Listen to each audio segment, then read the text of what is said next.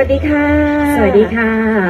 ดิฉันจูนภัทร กนกนาคแสงและแตงโมพัชรรัตน์วรรณเรืองโชคเราทั้งสองคนรับหน้าที่เป็นพิธีกรตลอดการจัดงานในลานวัฒนธรรมนะคะสำหรับนักท่องเที่ยวทุกท่านที่กำลังเดินเที่ยวชมภายในงานยอยศยิ่งฟ้าอยุธยามรดกโลกซึ่งจัดขึ้นเป็นประจำทุกปีโดยในปีนี้ค่ะจัดขึ้นตั้งแต่วันที่ 20 นะคะไปจนถึงวันที่ 29 มกราคม 2566 ค่ะ Good evening, ladies and gentlemen. I would like to welcome all of you to Ayutthaya World Heritage 2023. My name is Pacharat Wanrangchok, or you just call me Tengmo for a short. And this beautiful lady beside me, her name is Napat Kanok Naksang, or you just call June. And this event, Ayutthaya World Heritage Fair 2023.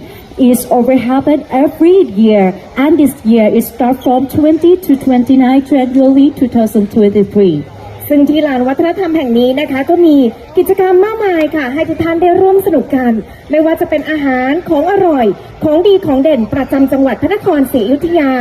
ซึ่งมาภายใต้คอนเซ็ปต์งานวิถีไทยวิถีถิ่นและเล่นเรียนรู้อยู่กินค่ะ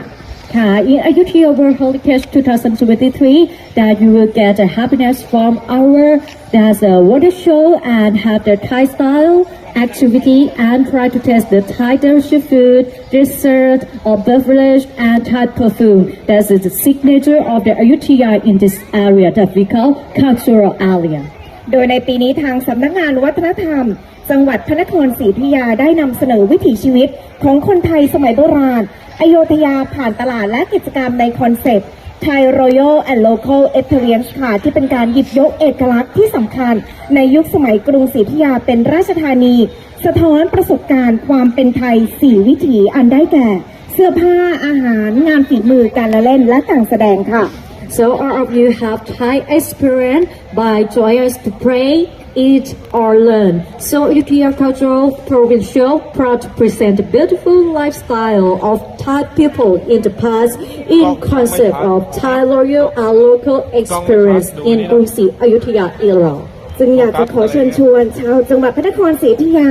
รวมไปถึงนักท่องเที่ยวทุกท่านได้นุ่งโจงห่มสบายสวมชุดไทยมาเที่ยวงานกันเยอะนะคะซึ่งที่ลานวัฒนธรรมแห่งนี้ค่ะก็มีกิจกรรมให้ทุกท่านได้ร่วมสนุกกันนะคะสำหรับท่านที่ได้มีการถ่ายภาพในลานวัฒนธรรมพร้อมกับโพสต์ลงโซเชียลเปิดเป็นสาธารณะติดแฮชแท็กลานวัฒนธรรมและแฮชแท็กยอยศยิ่งฟ้าอยุธยามรดกโลกพร้อมกับนำไปร่วมสนุกที่บูธกิจกรรมเวิร์กช็อป DIY ค่ะซึ่งจะอยู่ทางด้านซ้ายมือนะคะก็จะมีของรางวัลแจกให้กับนักท่องเที่ยวทุกท่านด้วยค่ะใช่แล้วค่ะก็ฝากทุกท่านด้วยนะคะเพราะว่ากิจกรรมนี้เราจะมีเป็นของขวัญค่ะที่จะมอบให้กับทุกท่านแต่ว่าของขวัญของเราจะมีจำนวนจำกัดค่ะ so today we also have the special activity for you that everyone if you want to join us about the experience of the Thai style you can rent a Thai dress that is very beautiful Thai dress and then we also have the activity you just take a photo and share it post it on your social media and don't forget to hashtag the cultural area and hashtag Ayutthaya World Heritage 2023 and then you show us the stuff to get the warn all the prices but be hurry up because the price we have the limit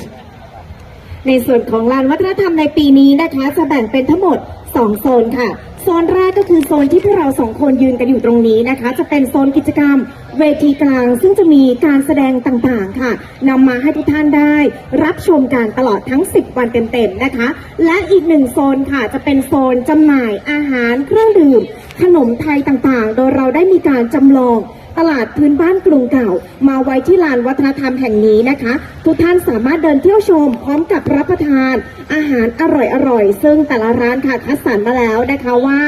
อร่อยทุกร้านเลยจริงๆค่ะใช่แล้วค่ะเมื่อวานนี้นะคะเรา2คนก็พาทุกท่านหรือว่า